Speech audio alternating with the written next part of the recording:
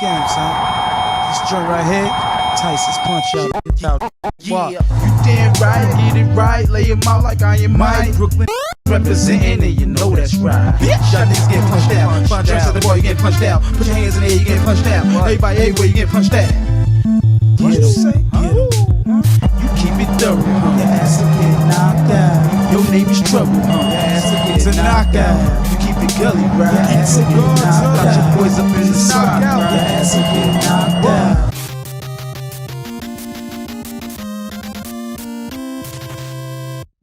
Welcome back, Dungeon Nation, to another episode of the Dungeon with Amillieo. I'm your boy Amillieo, of course, in the flesh. And today I have a special guest here. Not saying the other guests that I had before wasn't special, but you gotta understand right now, I'm sitting amongst a legend right now. This is the Don Corleone of podcasts. Back in 07, this man right here, he put us onto the podcast, the 2 a.m. crew, and we just took off from there, man. No other than Diddy Von Cubic. Well, we call him Diddy. Well, we call him, this Kyle Von Cubic. We call him Diddy Von Cube, man. Welcome to the show. Yeah, thanks for having me. Happy to be here. My boy right here, man. Diddy Von Cube is a legend. He is like, he's come from We Talk Games, and he branched off to the other podcasts and stuff like that. He made connections with me with my editor, Chris, which I appreciate him for. But, yeah, he's here to the show today. We're going to talk about the Vectrex today, man. Yeah, I'm happy to talk about it. Yeah, so I asked him what he wanted to talk about. He said, you know what? Save the Vectrex for me. So I pulled the Vectrex out of the closet, and you know what? Now we want to talk about it. But before we talk about it, man, what you think about the show so far? I'm enjoying the show. I'm glad I had a small part in getting it moving for you because you had the part idea. of the Dungeon Nation. I'm a small part, man. Put together you and Chris, which was good. Yeah. And I put together the logo for you, which I was happy to do. Yes. And I'm glad it's taken off. That's right. And you know what's crazy? Whenever you get a white man on your show, then you made it. It's over. My shit's about to take off, and it's over. So I'm letting you know right now, we made it, man. Right. But real quick, before we go into the Vectrex, usually I take a shot. I'm not taking a shot. He don't drink, so I'm not going to enforce that to drink. So we have our H2O episode again. But we're going to go over a toy that I want to go over that you guys may or may not know about. The Alf. 1987 Coleco made this. Ah, all right. Alf. Yeah, we should talk about the ColecoVision then. That's cool. Yeah. But you know about this toy? I know about Alf. Alf was big when I was a kid. I watched the show, which that show is so whack looking back on it today. Really? And I watched the Saturday morning cartoon a lot as a kid too. Yeah, my 6th birthday, there's a picture of me with all my grade school friends, and I got an Alf t-shirt where it says Alf for President. Nice. Nice. So I was an Alf fan when I was a kid. Nice. I didn't have the toy though. Well, Alf came out at I believe 86. Yeah. It only lasted for 4 years, and you know, it had a little run and everything like that. But I want you to actually take him out of the box. Oh, all right. Take him out of the box. I can take him out of the box. Now, press his stomach. Be there or be square. Come on. That doesn't sound like Alf. Do it again. Do it again. Hey, give me 4. Come on. Wow. I'm Be there or be square. So it's like, remember those wheels where it would be like, the cow goes moo? Yes. No So- problem. Does it use batteries or no? Yes. It does use batteries still. That's But- great that it still works. This Kitty, also kitty, has. kitty. This also have a special gift in it. Look inside this and pull out what was in under them. Pull that out. All right. When you buy stuff from thrift stores and stores, this is hilarious. I'm gonna leave them in there. So right. this was a gift to some white kid or some kid that was privileged back in the days in '87. Read what the card says. All right. Read what this card It says. says, just for you, son.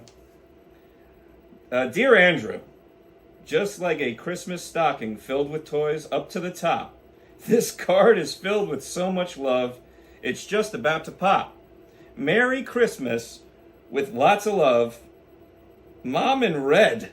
Or dad. I guess it's dad. Maybe it's red. I don't know. He's ready to stepdad. So 1987. how awesome is that? Somebody got this little mother for Christmas, and I got him now. Isn't that hilarious? Back in '87. Just kidding. Back in '87, I don't know, it could have been black, I don't know, I don't care. But whoever got this was He's a in great privileged shape. kid. Yes, right? Yeah. Awesome.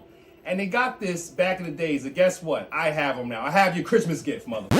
So I have Alf now. That was hilarious. I'm going to keep this card with him, and I'm going to have him in my, in the dungeon. I love this. All right. This. I think that's hilarious. That is hilarious. So that was Alf right there. Good toy. If you don't have an Alf, get an Alf, man. But we're gonna talk about the Vectrex. Yeah. Now, the funny thing is, when I bought this Vectrex, Diddy Von Cube was there, and the guy that was selling to me was selling to for like a higher price. And Diddy Von Cube said, no, that's my boy. You gotta give him a Diddy Von Cube discount. And the guy took like $100 off or something like that. I forgot how much I paid for it, but it was like probably like a few years ago at this point, yeah. It was like maybe 4 or 5 years. It was too rich for my blood. Yeah. But I didn't want you to get fleeced either. Yeah. But I have this, and I'm happy to have it. I only have 3 games. This came with 29 games. You know what year this came out? 1982. 82. Yeah. You know the month? No, I don't know the month, but... Let me Professor okay, here we go. Amillieo him. This came out in November of 82. Okay. All right? Yeah. And it had 29 games. Now, I think that this is before. It's the graphics and stuff is awesome. It's like ahead of its time. It's awesome. It's just like what it's called. What do they call it? It's called Vector. The It's Vector. Vector graphics. Yes. It's like one of the most unique retro gaming consoles you can get because it's the only one that brought the arcade Vector experience at home. And it was put out by one of the most generic sounding companies ever, which is General Consumer Electric. Really? Yeah, and it was developed by Smith Engineering, who were actually a company that came out with the first handheld video game system based with cartridges, which was the Microvision. And so they actually had a surplus of screw. What do you got, notes? Am I going over all your notes? I'm just. This is all off the dome. So Chris, if I make a mistake, put them over here or here. I don't need my Amillieo notes. Go ahead. Yeah. So I Smith thought Milton Engineering Bradley had something to do with it. Milton Bradley. well, this tanked Milton Bradley. Oh. So what happened was Smith Engineering came up with the idea for this because they had a surplus of a similar screen. It's actually not the screen that's in here, but a similar screen. And a lot of semiconductor companies wanted to figure out, like, hey, how do we get into this video game thing? And this was one of them. They're like, how do we get into this video game thing? Well, we have a surplus of these screens that are vector displays, and this vector display is in the arcade, so let's bring it to the home. And they thought that this would be a good idea because a lot of households at the time only had one television. I only had one television back in the I didn't have a TV back then. TV period, right. And a lot of TVs were, black and white TVs were still a thing. I had a black and white television for a short period of time too growing up. So this was appealing in that respect, but if you had a black and white television as a kid, chances are you didn't get this because this was one of the most expensive consoles you can get because it was an all-in-one system. Yes. How much was it back then? It was $199 back then. How much is it now? If you was to get it now? With inflation, this would be about $500, which is what you'd pay now for that out of the box. It's insane. The price is absolutely insane. And this is actually a good condition one. It has some that's really messed up, not in great conditions. Yeah. That cost $500. But I got a good deal back in the This is day a good for this condition unit. They put it out. People were impressed with it. People liked it. It was a higher end console, and Milton Bradley was looking to get into the video game market because Parker Brothers was doing it too. It was some Atari cartridges. I think the Star Wars games were put out or published by Parker Brothers. So Milton Bradley wanted a piece of it, piece of that pie.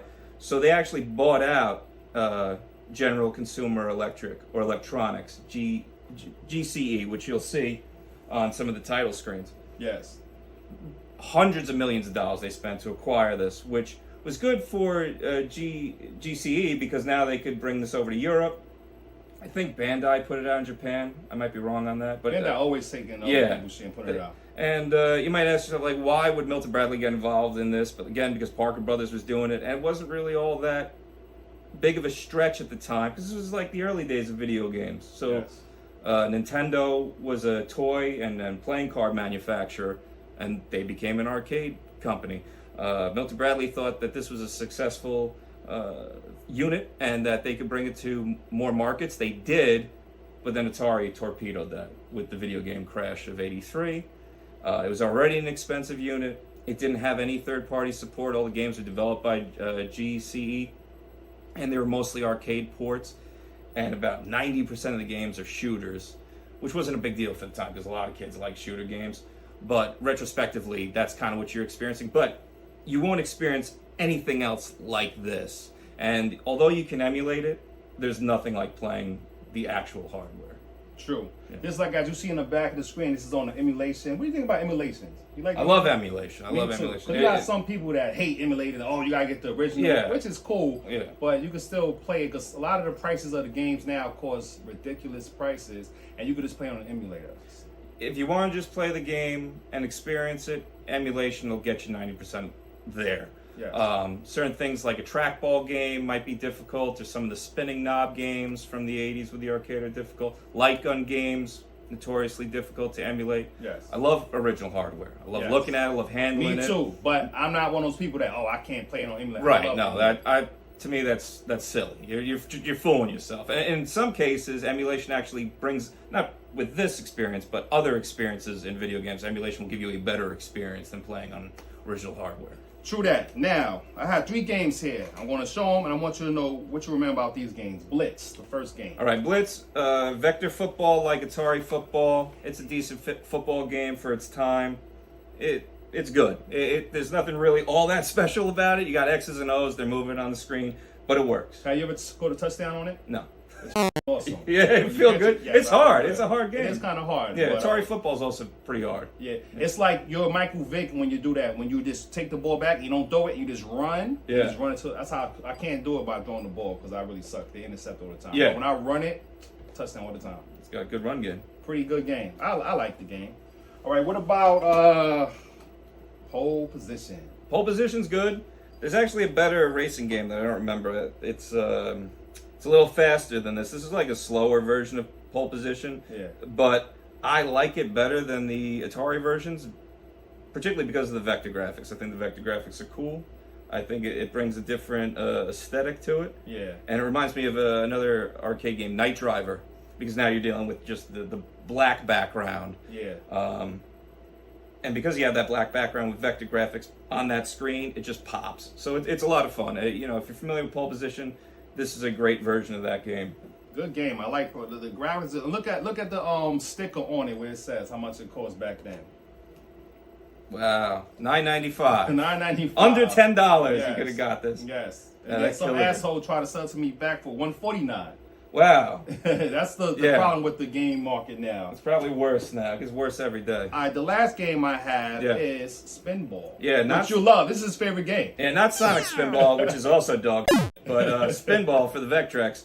I don't know how they messed up. This is one of maybe 2 bad Vectrex games, particularly because the physics are just bonkers. It's like if you were to play pinball with, those quarter machines where you get a bouncy ball? Yeah. That's like that. If you put a bouncy ball inside of a pinball machine, that's what you're going to get. It bounces all over the place. Sometimes it bounces across the field through an object.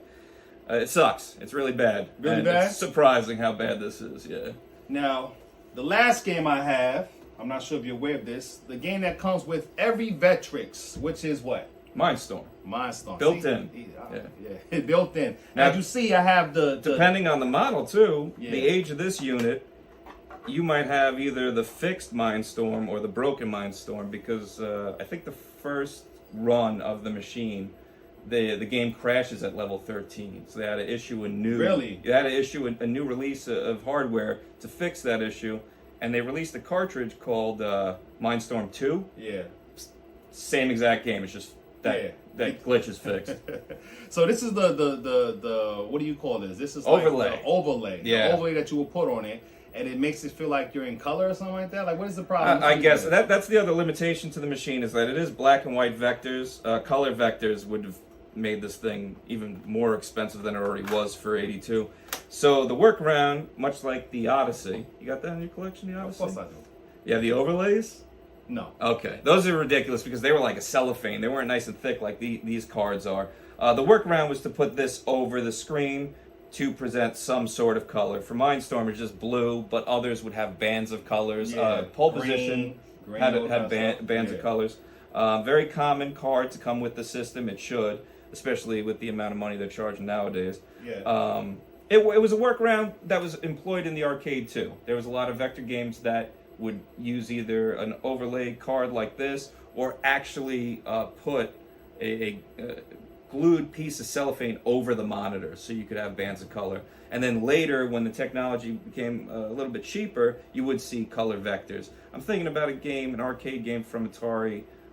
called Black Widow, which was a good example of that. It was or Tempest.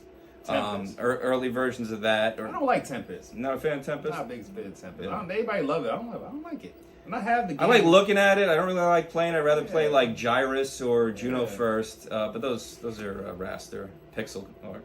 All right, so other games that I don't have. What about Spike? Spike is a lot of fun. It's really cool. It's very unique to this system because it is like a vector version of Donkey Kong or Mario Bros, where it's that single screen platformer. Spike, you're this little creature, and you got good kicks. That's your and your girlfriend get took in this little door or something like that. Yeah, right? some dungeon, not this dungeon, but some other dungeon. And so what you do, if I'm it actually talks. It's like, all right, like it's yes, help, if I remember like correctly. that. And then he says something like, when he dies, it's like a Q*bert thing, where he either says gibberish or like, whatever. I like it. It's like 3D. It's like it comes at you. It's at like a 45-degree angle, and you jump up platforms, and then you use I think any one of these buttons to toggle a ladder that just appears anywhere. The object's to get to the key, to open the door, to get to the next screen, and there's little goblin-type creatures that come out, and you can just kick them in the face, and he's got this cool little whippy kick about it. A game like that makes me wonder what would have happened if there wasn't the video game crash, because Sega Master System did an okay job not having a third party. They probably would have done an okay job not having a third party if they were just copying other people's ideas like they did with Mindstorm, where it was pretty much asteroids.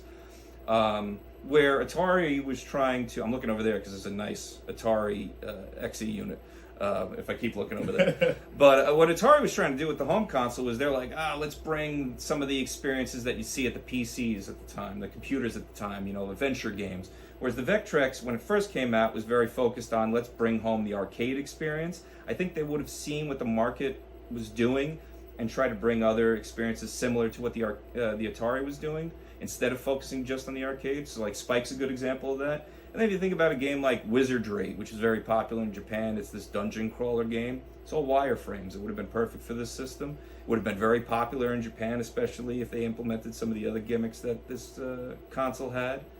It had a lot of power back then. It did. There was this console has 82. This is 82. 82. First console to have a 3D peripheral, so it had the 3D viewer goggles or whatever. Yes, which it had is a lot of money. Spinning disc in the also face had of the it. drawer. You could draw the light stuff. pen. The Yeah, light this pen. might have predated Microsoft Paint as far as like a drawing and creative suite application. They also had an animation.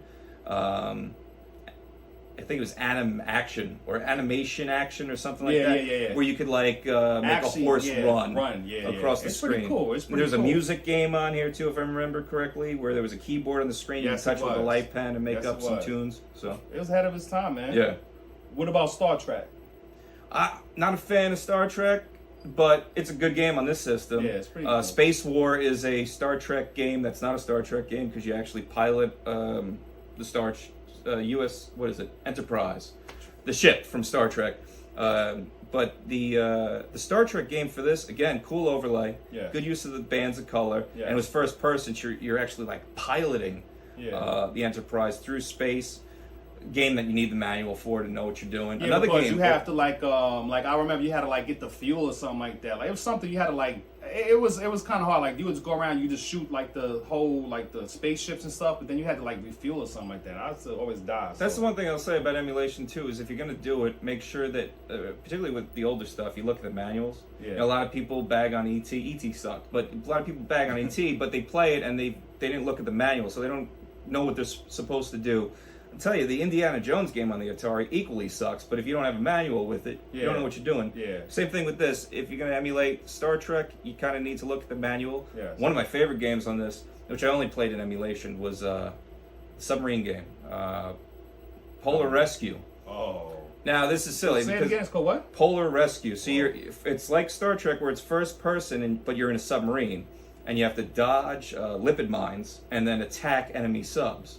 And the reason why I liked it when I played it back in the early aughts, early 2000s, was because as a kid, when I finally did get an NES, well after everybody else had one, I got games with it. It was bargain, cheap John special. It's like we dumped them in this bin, $5 a piece, whatever you can get. Silent Service was one of the games I got, which was the same type of game where you're first person in a submarine hunting other subs before Hunt for Red October on the Super Nintendo, which was actually a pretty decent game. That was happening on here back in '82, where it was a first person wireframe experience where you're finding subs. Oh, and you have to rescue. That's why it's Polar Rescue. You got to rescue your ally sub, which is I believe like broken down or something like that. So is that your favorite game on the system? I think it's one of the most unique games on the system. My favorite game on the system is probably Rip Off. Rip Off? Yeah, so you're this little guy and you're trying to protect your ship from other little guys who are coming in. They're supposed to be spaceships, I guess, and you're like space mining.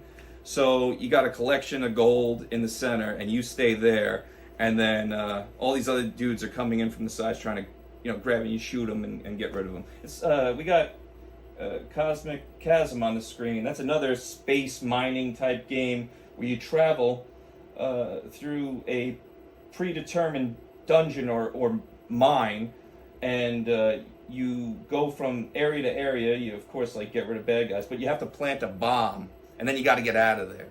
So there was some creative and unique ideas happening on the Vectrex that you weren't seeing on the Atari because it was so powerful. That's cool, man. That's cool. My last game I want to talk about on this system that I like, I talked about it with Professor Brennan on the last episode, or 2 episodes ago. Berserk. Berserk was good on this. I love Berserk on this system. It was real good. I don't know what's up with that happy face, that face that just come out and go, it was coming. You had to get the fuck out of it. If you ain't get out of the area, that was it. Same thing in the arcade. Otto would come out to steal your quarter. That's what it was all about. You thought you were doing good, and then he'd show up. Yeah. Berserk is a great game. One of my favorite games, period. Yeah. I had a good version on this too. The controller is real nice. I think we should talk about that real quick. Yeah. Going back to the emulation of the arcade experience, that's pretty much the closest thing to an arcade stick you're going to get at home at the time. It's pretty good, pretty sturdy, pretty good. It's nice, it's sturdy. It's I don't know if I would call it an analog stick. I don't know if technically it is. Yeah. 4 nice buttons, well and above beyond what you were experiencing on the Atari 2600 with the 2 buttons on the side and that crappy plastic joystick, and especially the 5200, which you've already gone over. Yes. What's nice about this with your unit in particular, I'm touching the joystick now, and it's amazing that this is a 1982 device put out by a long deceased company, and yet Nintendo can't figure out how to make their joystick last more than 2 months with the Switch. So. Yeah, man. But so the Vectrex, man, if you ever want to try to get one in the wild, and you see it in the thrift store or somebody have it laying up, or just have it away in the attic or something, hey, pick it up, man. If get a good price on it. I mean, he wouldn't pay I would pay $500 for this today. I would pay it to get another one because I like the system so much. It's a good system, man. If you do spring for it too, do what you did, which is get the multi-cart. Yes. And we have everything. Yes, I got the multi-cart. So the multi-cart I have all the games on it, so I can play every game. So that's it for the Vectrex, man. Also, I just want y'all to know that right now what I'm wearing is my man Diddy Von Cube, his shirts. I'm always a fan of his shirts, and he also has the hoodie on right now. Too. Yeah, you're wearing a Monster Smash. Yes. Which is a bunch of video game villains. I'm wearing 20XX hoodie with a bunch of Mega Man villains. Yes. And you can check those out at oneradT.com. Hopefully Chris puts it up somewhere over here. Yeah. And for your viewers, special promo code just for your viewers. All right. Where's Ralph? One word. Where's Ralph? I travel 8 hours to have a hot dog in New England. Can't come here 15-minute drive to talk about games. I don't know. Where's Ralph? That is a Fendi fact. Absolutely. Absolutely, man. So, so any shout-outs? Anybody you want to shout out or anything? I love what you're doing with the program. I look forward to future episodes. I actually look forward to episodes that happen. They get posted on my Discord. Mm-hmm. You can check out my Discord on the show notes of my podcast, which is oneradpodcast.com. I fixed the link. Yes. And it'll go to the shows. We're talking about all sorts of old games. And we hope to have you on real soon. Yes. So thank you for having me on. I appreciate it. Absolutely, man. Listen, like I said, the godfather of the podcast, man. Branched out with 2 a.m., also with the Amillieo, the Dungeon. This is the man right here, man. But everybody, support. If you have not, subscribe, like, share. Also, we changed the intro. Hopefully, I like the intro. And I'm also changing the outro. So just get ready for that cold-blooded killer, my man, Miss Magic. And I'll catch you next time. Peace. Cold blood. Cold blooded killer.